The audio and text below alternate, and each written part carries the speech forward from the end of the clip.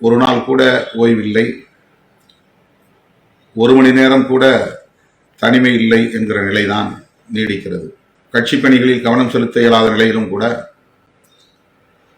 காதணி விழாவுக்கும் மஞ்சள் நீராட்டு விழாவுக்கும் இல்லத்திறப்பு திருமண நிகழ்ச்சிகள் போன்ற நிகழ்ச்சிகளுக்கும் பிடிவாதமாக வந்து மணிக்கணக்கிலே நாள் கணக்கிலே கிடந்து அழுத்தம் கொடுத்து இழுத்துச் செல்வதிலேயே தோழர்கள் குறியாக இருக்கிறார்கள்.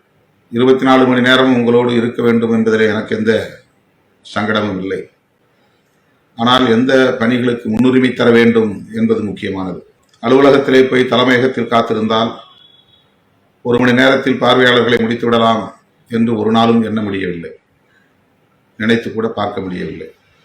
காதணி விழா, மஞ்சள் நீராட்டு விழா, திருமண விழா போன்றவற்றுக்கு அழைப்பதை நிறுத்துங்கள், கட்சியில் உள்ள அடுத்த நிலையில் இருக்கிற முன்னணி தோழர்களை, மூத்த பொறுப்பாளர்களை அழைத்து செல்லுங்கள் என்று பலமுறை வேண்டுகோள் விடுத்தும் அதனை பின்பற்ற தவறும் நிலை கடும் அழுத்தத்தை தருகிறது.